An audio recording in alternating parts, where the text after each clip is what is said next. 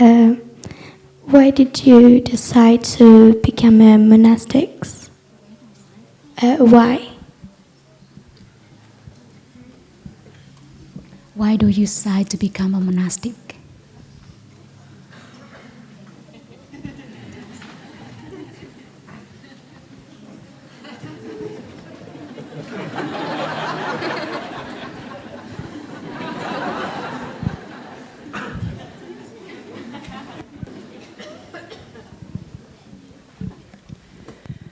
I think each one of us has a different answer.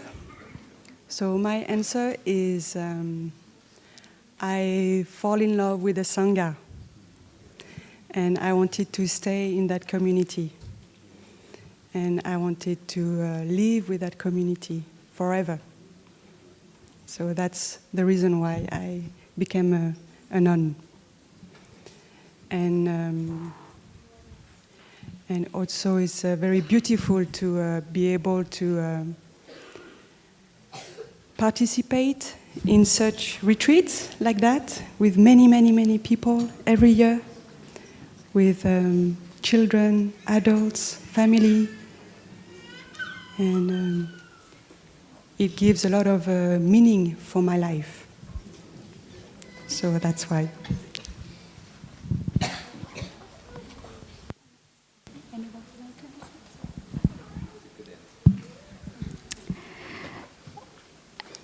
I want to tell you why I want to become a monastic. When I was a child, I liked to go to the pagoda monastery, and I enjoy so much because it's very quiet and very peaceful. And I used to come there just to enjoy the atmosphere of the quietness.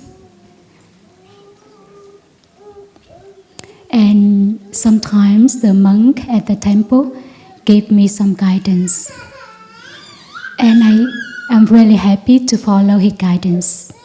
And I didn't understand why I had tendency to follow his guidance much more than my parents. Sometimes my parents asked me to do this thing or that thing or other thing, and I didn't want to do it. But whatever the monk asked me to do, I'm so happy. And I think that there's something in his behavior, and I like it so much. And I told to myself that when I grow up, I also want to become a monastic. And I keep coming to the pagoda, just enjoy, just go around and play. And then I grow up, I become a teacher, a school teacher. And I enjoy teaching so much because I think that I can help the children about the knowledge and also about the practice. Because at that moment I know a little bit about the practice and that I can apply in my daily life and also at the school. But I see that if I become a monastic, I will help more people than a teacher. And also it's helped me by the way I teach. Maybe I can bring peace, happiness and joy to the people more than I teach at the school. So it is why I decided to become a monastic. Do you interested in to become a monastic? No? But I like to be here. Okay. So when I was a child, sometimes I also don't want to become a monastic, but just enjoy the atmosphere of the monastery. So I hope that you can keep coming here to enjoy with the children, your parents and your friends. Okay, thank you.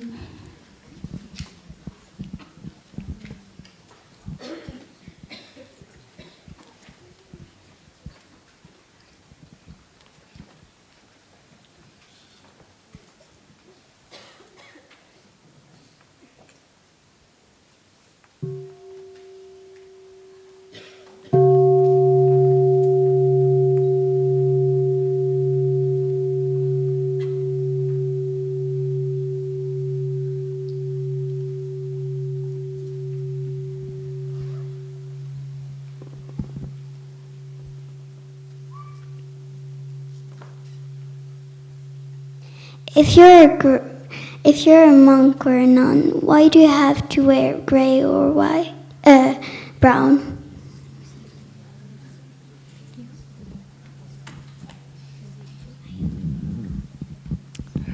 Dear Thầy, dear Sangha, dear little one, I actually love to wear this brown robe because when I spill coffee, nobody see.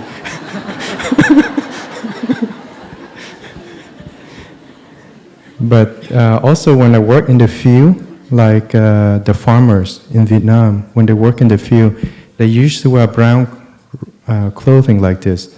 It's also for the same reason. It's because we work hard in the field, so we have dirt on ourselves. And so a brown robe is kind of color the same as the earth. So that way, and whenever I wear it, it reminds me I come from the earth. I'm part of the earth, the dirt, the soil. So it helped me remind myself the reason why I want to become a monk.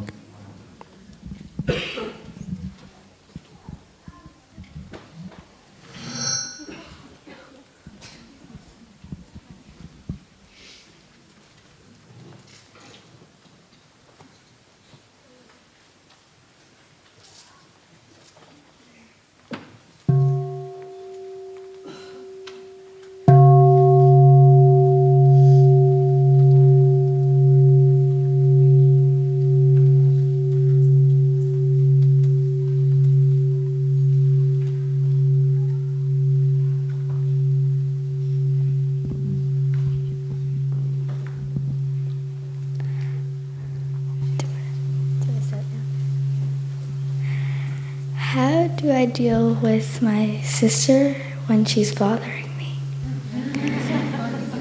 Yeah.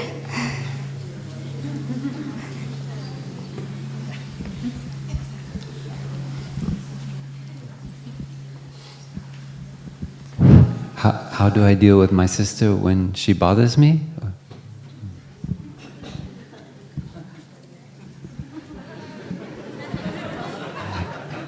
You know what, I have a sister, and growing up, sometimes I bothered her and sometimes she bothered me.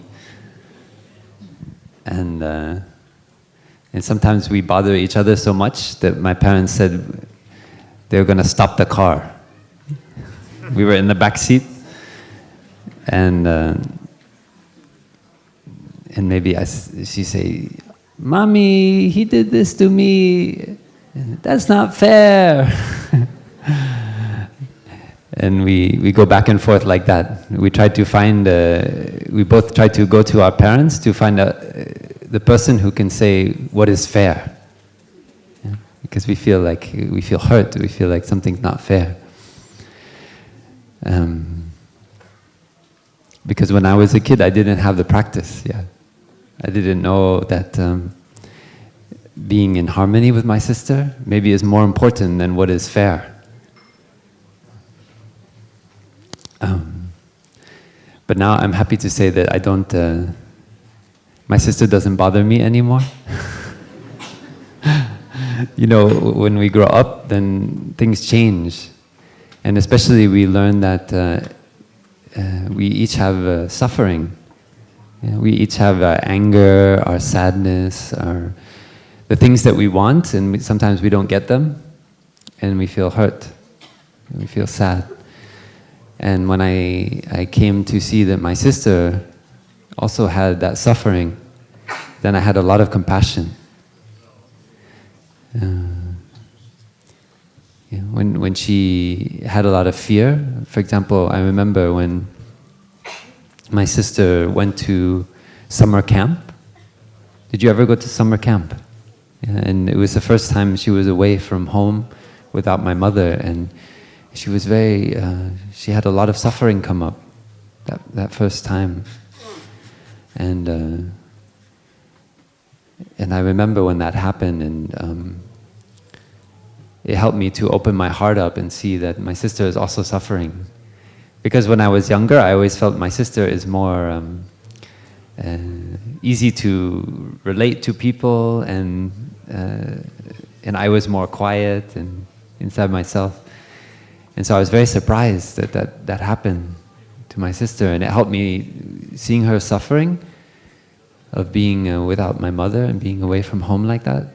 It helped me to understand more deeply that she's also suffering, that she has her own difficulties, and that I need to, as her big brother, I need to help to support her, to feel more love and understanding. And I think our relationship changed from that moment, that I was able to see that. And now that we are both grown up, and she has a family, sometimes we talk to each other on the phone, and we are able to share our suffering with one another. Yeah, because I'm a monk, but I also have suffering. And I think I have things that I need to embrace and understand more deeply. And she also, with her job, with her family, she has a lot of suffering. And so, because we were able to touch that understanding and compassion for each other when I was only 14 and she was 12, now we have a beautiful relationship. We can share everything that's on our heart, our most difficult moments, and no more do we say, that's not fair.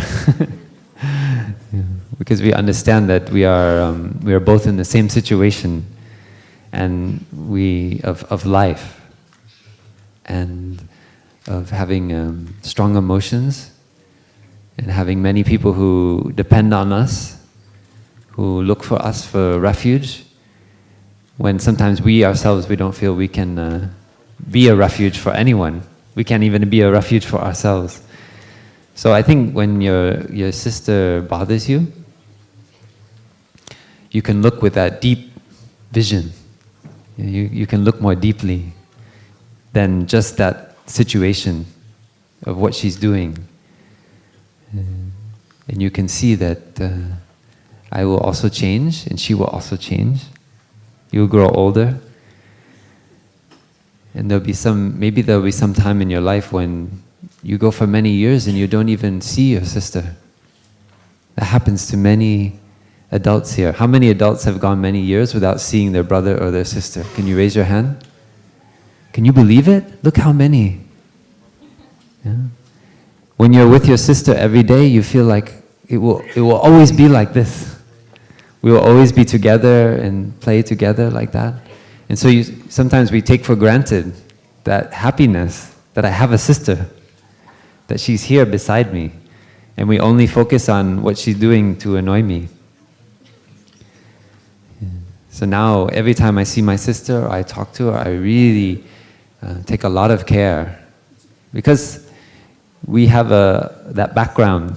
It's still there, and sometimes if I'm not mindful, I can lose my gratitude, and I can start to argue again when I go to visit my sister. But thanks to the practice, I breathe, and I just recognize that old habit energy from when we were your age.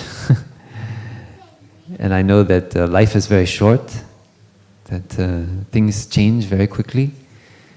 And I just want to do my best to create joy and happiness when I'm with my sister. So I can not put all my attention in what she's doing to bother me, but I can bring my attention to the beautiful things, like when she smiles and she's very joyful. Is that true? Does that bring you joy? When she's happy and joyful? When she's happy, yeah. When she's happy, usually I'm happy. When she smiles, that makes me happy. Yeah. So sometimes we have to use our imagination in those moments when she's bothering us, and remember the times when she's joyful, and see how we can water that seed in her, so we can make her joy grow. Like just saying, I love you. Imagine she's bothering you, she's annoying you, and you smile and you say, I love you so much. That can change the situation. You transform a situation of being annoyed to one of joy. She does not expect you will do that. Or you could say something like, I'm so glad you're there. But you really say from your heart. Even if you feel a little bit of irritation, you can just breathe.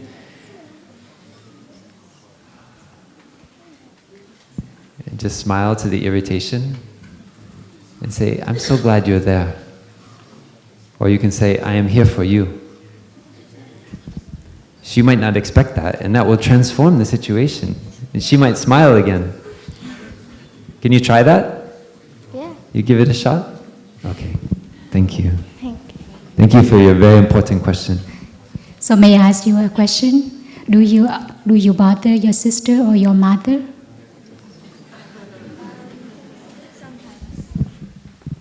Sometimes. So do you like your sister and your mother bother you? Not really. So if you don't want them to bother you, so you don't bother them. And when you don't bother your sister and you don't bother your mom, you are the good example for your younger sister. And your younger sister will follow your example. And she will not bother you anymore. Okay? Okay, good.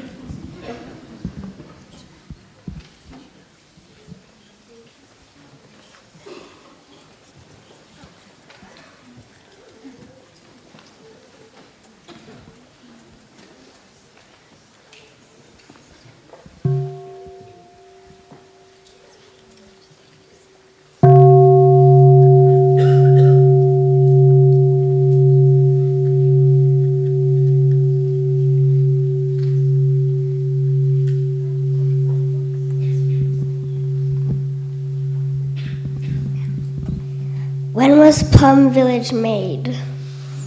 When?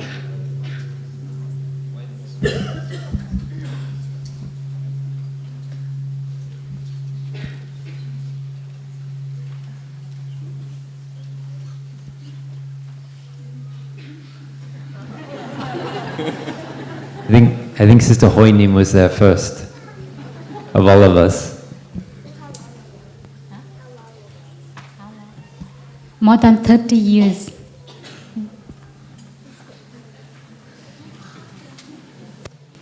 Who's the head? Who's the head? Everyone is the head. We work at the beehive, so everyone can do together. And without one person, Plum Village cannot exist. For example, when you come here, you will see that some sisters take care of the children, some sisters take care of the young adult, and some sisters take care of the adult. Some sisters do cooking, some sisters do kitchen, some sisters do the vegetable, and everyone is as important as everyone else. So we don't have the head in our community. Okay? Okay, thank you.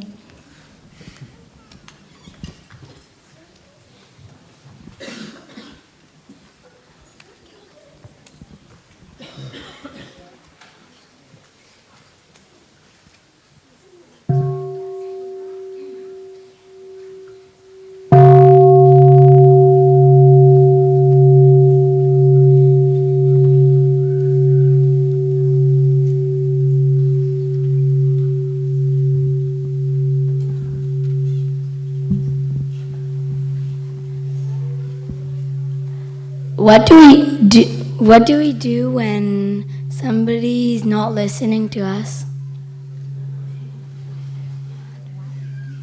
What do we do when somebody's not listening? What do we do when someone not listen to us?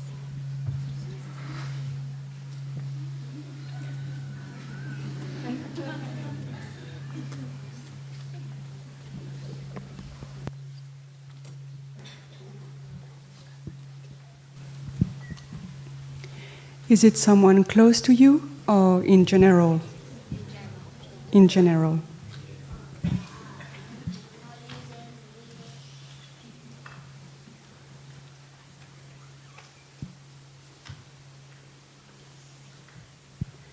Maybe if what you have to say is important?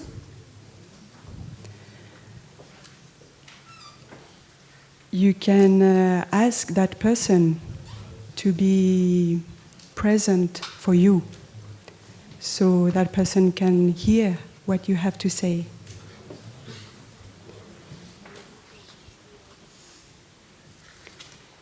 You can also try to express your maybe your pain when you feel that person is not listening to you.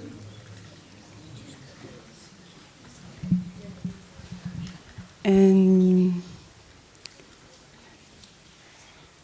you can also try to look at that person and maybe see that, try to see the reason why she cannot listen to you. Maybe she or he has a lot of suffering inside, or maybe he or she doesn't have time. And maybe you can ask to sit with that person later during the day.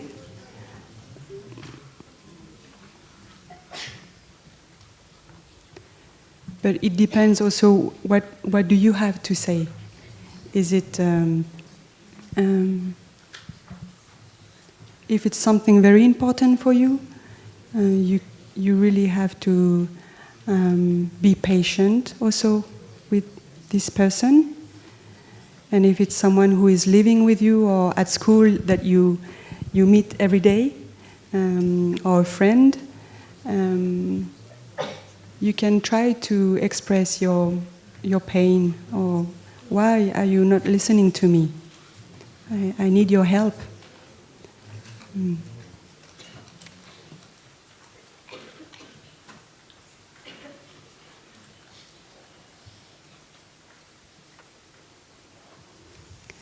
And for me, I would try to, like with my sisters in the Lower Hamlet, I would try to find a little trick to make them stop. So I will make a gesture, something to express that, "Woo, I'm here. Can you stop? I need to talk to you." Yeah, I will try also to bring joy, even if I need to say something important.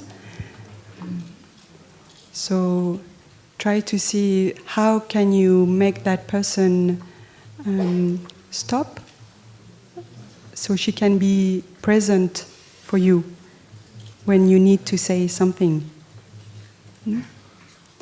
And bring also a lot of patience in your heart for that person, and then things will be better. Thank you.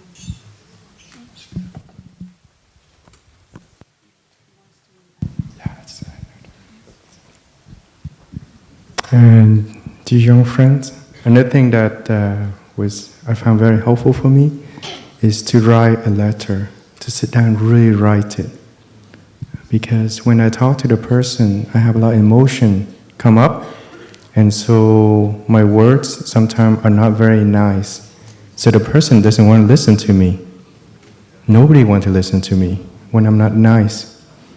So when I sit down and write my letter, I sometimes have to write 2 or 3 times, and I filter out all the not nice things, and I only put in the flowers, the kindness, and I can write much better from my heart without being clouded by my emotions. So maybe you can try writing a love letter to the one that you want to speak to, and then eventually that person will read and understand, and they will find a way for you and that person to sit down and talk face to face.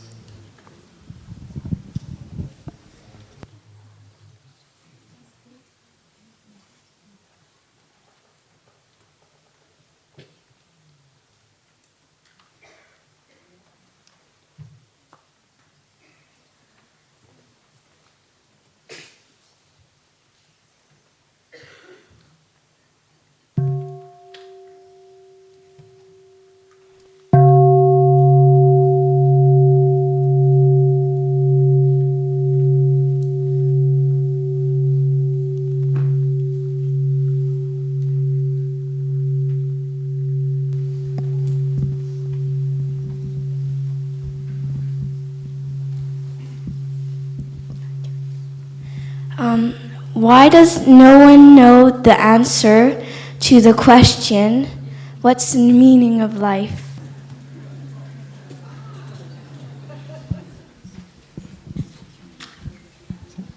Do you go to everyone to ask a question? Do you go to everyone to ask a question? Are you sure? You don't come to me to ask that question. Do you come to brother to ask the question?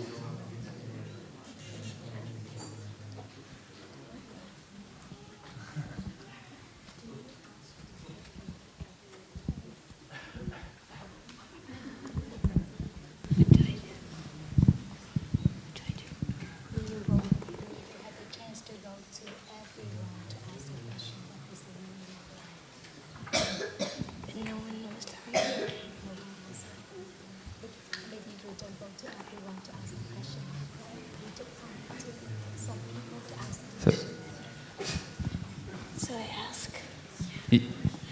You were here last week, no?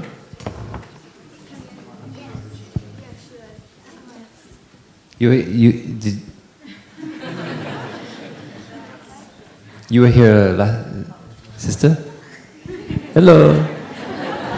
Yes, I was here last week. Okay. So you're referring to the question last week of what is the meaning of life? Yes. And, okay. And so, are you saying that the monks and nuns didn't know what was the meaning of life?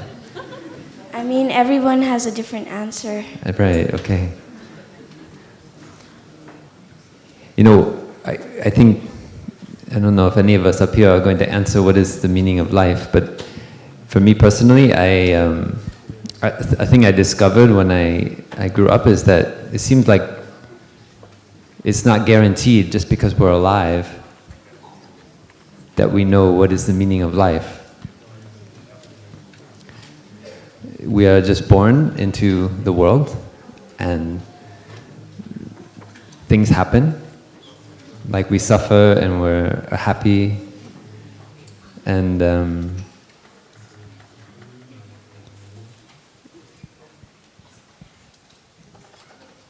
there's no manual, there's no guide to how we live our life that is built into being alive. There's no one answer that can satisfy all of our desires, all of our needs, so that we feel like our life has complete meaning. And that when I was young, when I touched that, I had a lot of, like a big, big kind of emptiness open up inside of me. I felt very afraid, very lonely. I said, what am I here for? What am I doing? I don't know if you've ever felt something like that.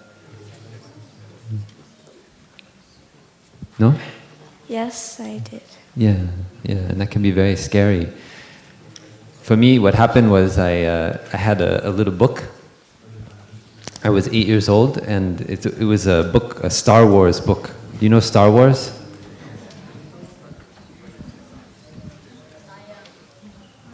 Yes, I know Star Wars. Yeah, okay. Well, because some people haven't heard of Star Wars, so I have to. Anyway, it was a book about the universe, and it had a big photo of the sun, you know, our sun, which is a star. And it said, in 5 billion years, the sun will become a red giant, and then it will maybe disappear or become very small. And I became very afraid, because I thought, what will we do in 5 billion years? Because I was 8 years old and I could not imagine what is 5 billion years. I thought maybe this will happen in very soon. And we have to make a spaceship so everybody can get on it, so we can get away from the sun that explodes. That was my thinking when I was 8 years old. I really wanted to save my family and all my friends and make sure that everyone was safe. And I had and I touched this fear. Why am I here? What am I doing? But actually my feeling was part of my answer. You see? Because right away when I asked that question, I thought of my parents, my family. I thought of actually all the people that I knew my whole life that cared for me, that took interest in what I was doing. And I felt deeply, right away, I want to save them all. I want to make sure they're safe. I want to make sure they're happy. I don't want them to all die in the heat of a giant red sun that expands and engulfs the earth. You know? That was what happened in my imagination. So I thought that was very interesting. Why do I think right away I want to save everybody? Why do I think that I want everyone to be safe and happy? And for me that became the answer to this question, this emptiness. I learned that actually by helping people, by taking care of my family, by taking care of my sister, my friends, my teachers, understanding their suffering, my country, what is the suffering in the people in my country, and finding ways to bring more happiness, more joy into my life and into their life, that I felt my life felt full of meaning. It felt, this is what I'm here to do. I felt that deeply in my heart. So nobody gave me that answer, but thanks to that fear of not knowing what is the meaning of life, and touching right away the fear of losing everybody who does mean so much to me, that watered that seed in me of wanting to really help them to be happy, to be free. And thanks to this beautiful community and the teachings of the Buddha, I learned that there are ways I can do that. That I'm not the first one to feel like that. That there are other people who want to walk on a path where they bring happiness and joy to themselves, to other people. And by doing that, we make meaning for our life. It's not just given to us, it's something we create. That's what I learned from being a little scared boy at 8 years old. I'm sorry we don't all have the same answer. We can only give the answer that's in our heart. Thank you for listening. Can I answer? Sure, please. But like, if the meaning of life is love, well then, what's the purpose of that when we're all going to die after? I don't really understand taking care of people. Well, it's like, I feel love for people and I feel like I want to protect them, but when we're all going to die, well, how can love be the purpose of life?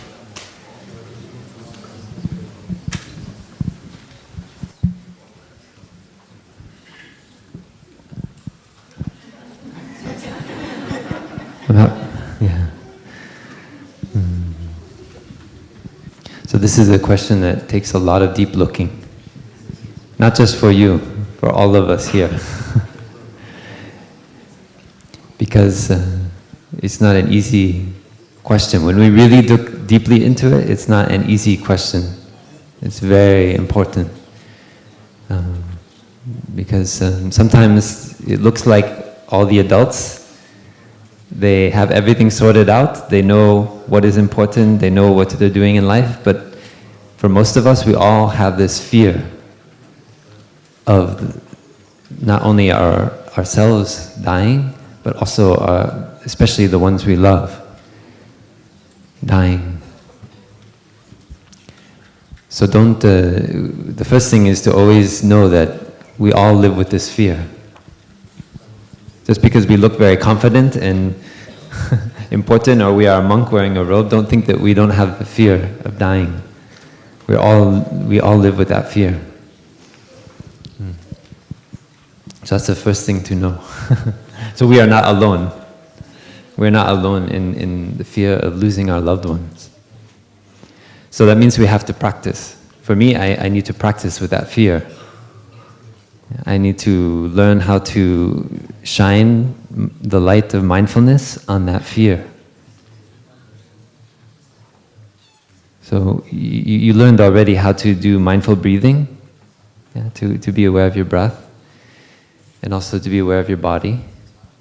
And so that same energy of mindfulness that you bring to your breath, you shine that on that fear, that emotion, not thinking about anything. Just be aware of that fear and let the light of your insight shine on it. Allow it to stay there. Maybe for 10 seconds, for 20 seconds. See how long you can just be aware of that fear. Just hold it like it's your little baby sister. You don't want to try to reject it. You want to allow it to be there so you can understand the fear. It's so beautiful. Such a beautiful practice. To take care of our emotions like that with so much gentleness, especially one like fear. Because normally human beings, we are quite prejudiced against fear. We just want to get rid of it. But when we say, my fear, I know you're there, and we take care of it, it responds with love. It responds with becoming softer.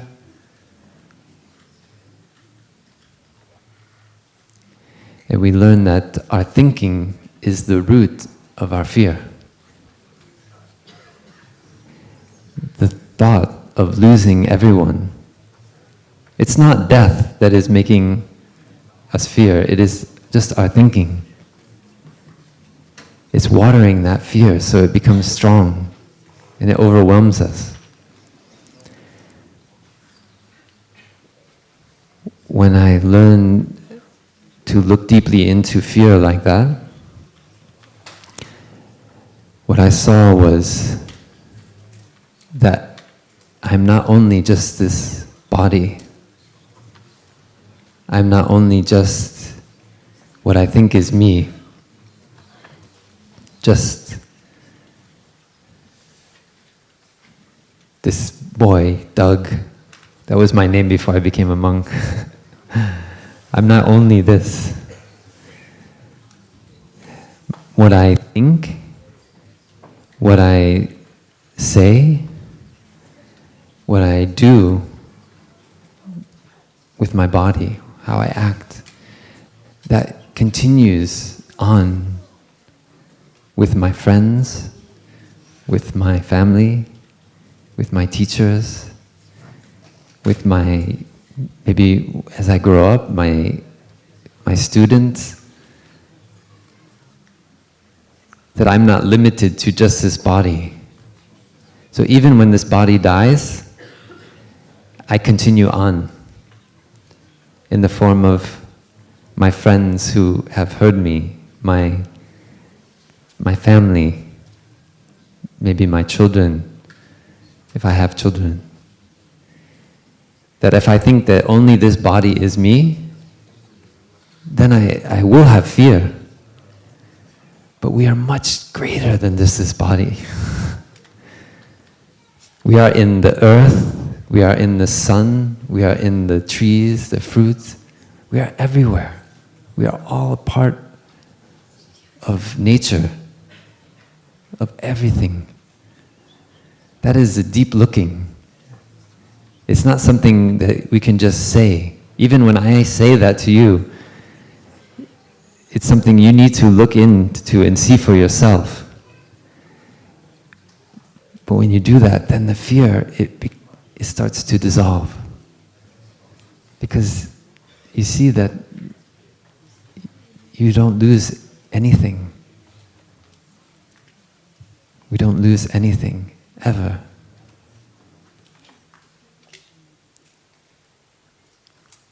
Okay, that is a practice I offer to you. I know it's not an easy one, but I know that you can understand it. That's why I offer it. So I hope you do that meditation. You look deeply in yourself and you see that in your heart. Because it is, for me, that is the way out of fear. Okay? Thank you. You just imagine that if there is no death, what happened? Maybe there is no space for everyone, right? Well, we won't have children. But it seems that nobody died, so maybe there is not enough space for everyone.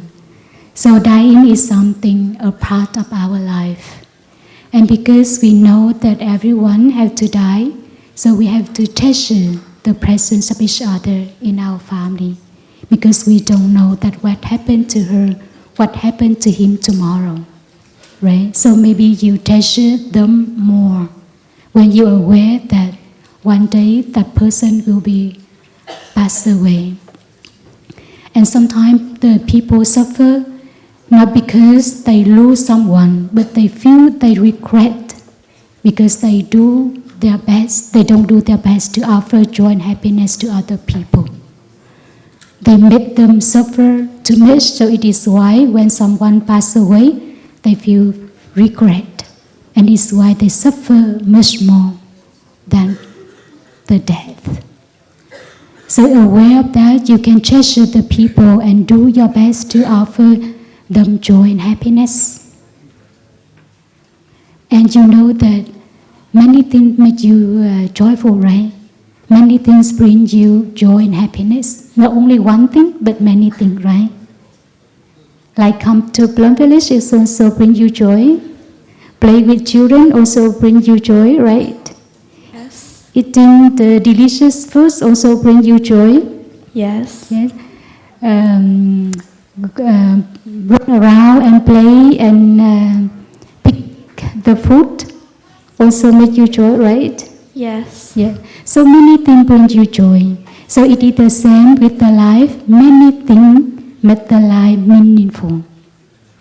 So we don't have the one question, but many questions because the life is very vast. The life is very immense.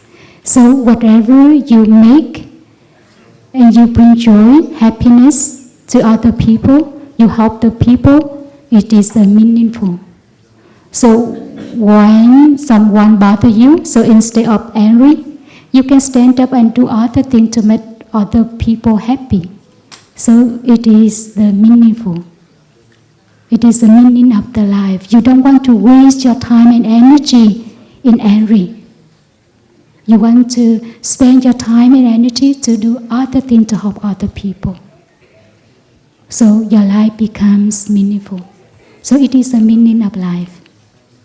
So you can try and to see. And you can see that there are many answers. It's not only one answer, but many answers. And maybe you can write down on your notebook, what are you doing today to make people happy, to make your life meaningful? Or what you will do tomorrow to make your life meaningful? Is it okay? So maybe it's your homework. So you can think deeply and you can imagine what can I do to make my life meaningful? What can I do to make my younger sister or brother or mother or father happy and joyful? Is it okay? Is it possible? Yes. Yes. So good luck. And when you do it, maybe you come to us and to tell us why, how you practice. Okay, thank you. Thank you.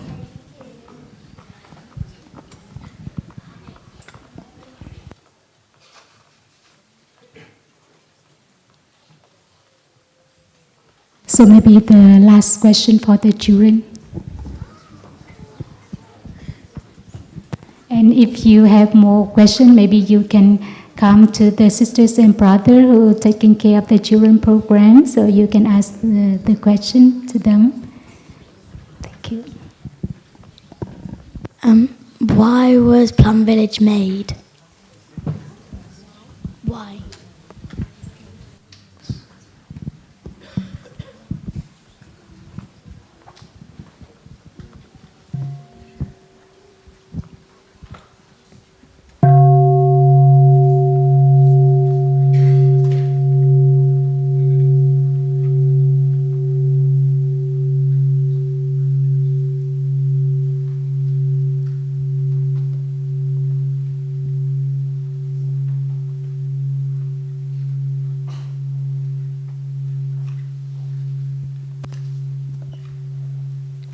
So, dear little one, the earlier question was when Plum Village was made. Now, why Plum Village was made? Actually, Plum Village was made when you arrived. And why Plum Village was made? Because of you. Without you, we just here walking back and forth, don't know what to do.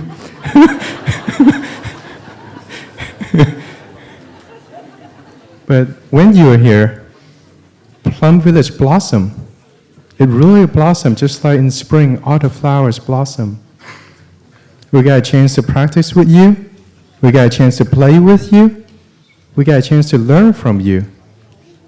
So Plum Village is really here because of you. So thank you so much for being here with us.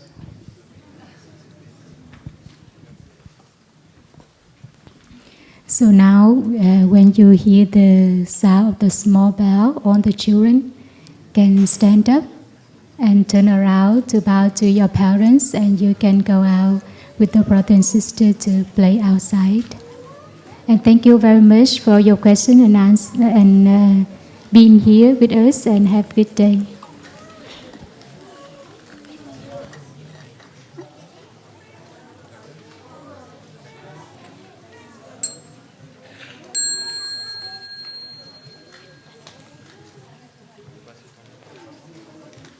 So please turn around